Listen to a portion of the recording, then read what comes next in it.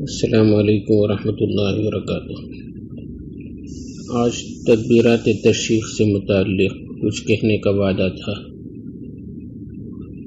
تکبیرات سے متعلق اصل آیت قرآن کریم کی سورہ بقرہ کے اندر وَلِتُكَبِّرُوا اللَّهَ عَلَى مَا هَدَاكُمْ، اللہ کی تکبیر یعنی بڑائی بیان کرو۔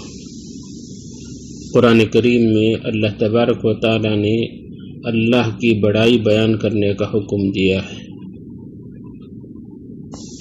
30ویں پارے کے اندر سبح اسم ربک الاعلی میں فرمایا وذکر اسم ربہ فصلی۔ حضرت شیخ الہند رحمۃ اللہ علیہ نے اس آیت کے بارے میں فرمایا یہ قول اس سے تکبیرات عید مراد ہے۔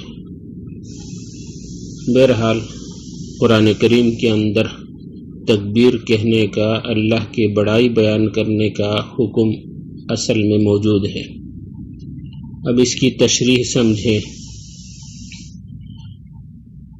حضرت جابر رضی اللہ تعالیٰ عنہ کی حدیث ہے، عن جابر بن عبداللہ رضی اللہ تعالیٰ عنہ قال كان رسول اللہ صلی اللہ علیہ وسلم اذا صلی الصبح من غداة عرفہ اقبل على صحابه فيقول على مكانكم ويقول الله أكبر الله أكبر لا إله إلا الله والله أكبر الله أكبر ولله الحمد، فيكبر من غداة عرفة إلى صلاة العصر من آخر أيام التشريق۔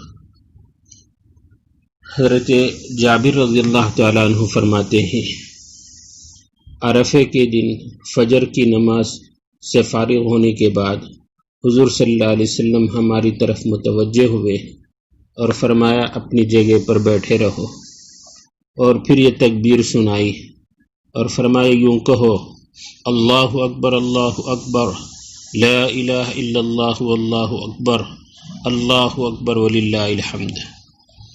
تو عرفہ کی فجر کی نماز سے لے کر ایام تشریق کے آخر دن کے عصر تک ہر فرض نماز کے بعد آپ نے یہ تکبیرات سکھائی۔ یہ حدیث سنن دارقطنی کے اندر صفحہ نمبر 38 جلد نمبر 2 کے اندر موجود ہے۔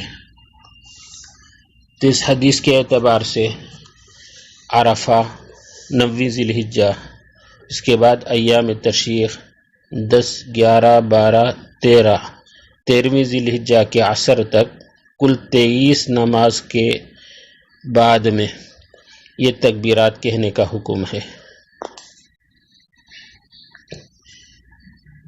تکبیر تشریق کا پس منظر کیا ہے، کب اور کیسے شروع ہوا؟ احادیث کی کتابوں کے اندر اس کی تفصیل تو البتہ نہیں ملی، البتہ فقہا نے اسے ذکر کیا ہے۔ البحر الرائق صفحہ نمبر 165 جلد 2 میں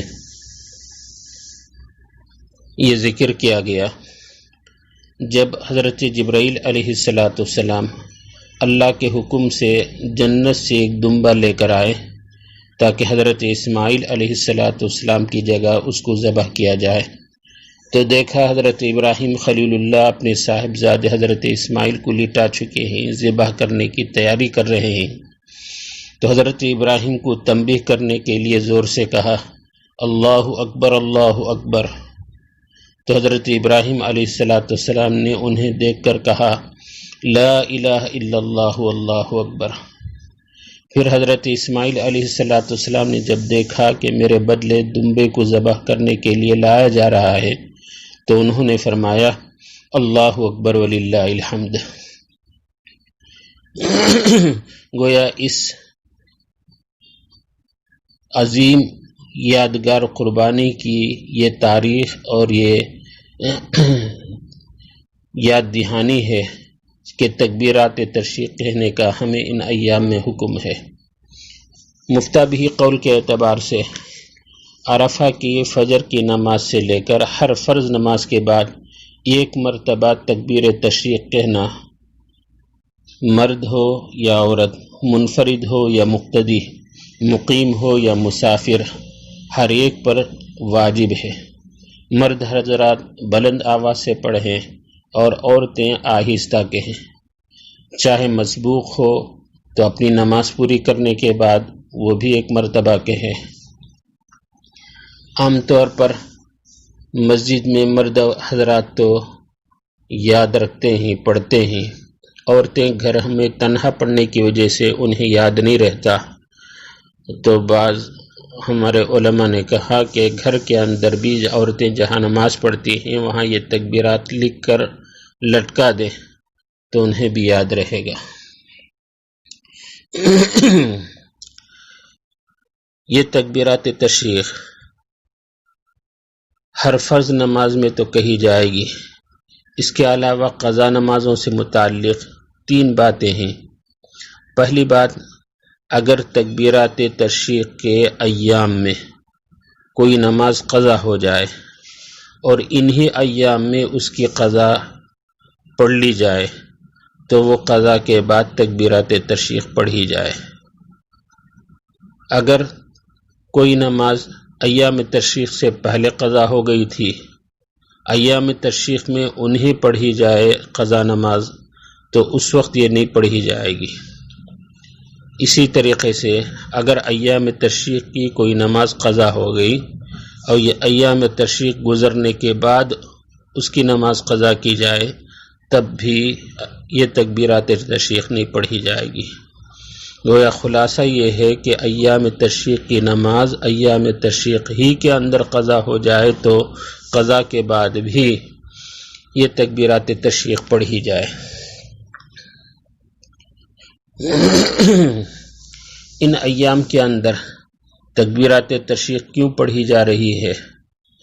آپ نے کل سنا اللہ تبارک و تعالیٰ نے اس 10 راتوں کی قسم کھائی ولیال عشر، تو اللہ تبارک و تعالیٰ کے نزدیک یہ 10 راتیں محتم بالشان اور عظیم الشان ہیں۔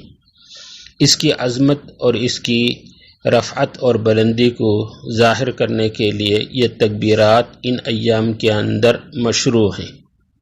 اس لیے فقہا نے لکھا ہے کہ یہ ایام تشریق کے اندر صرف ان 23 نمازوں کے بعد ہی تکبیرات تشریق پڑھی جائے، بات ایسی نہیں ہے، بلکہ یوم ذی الحجہ کا پہلا چاند جو ہی نظر آیا تب سے تکبیرات تشریق پڑھنے کا اہتمام کیا جائے۔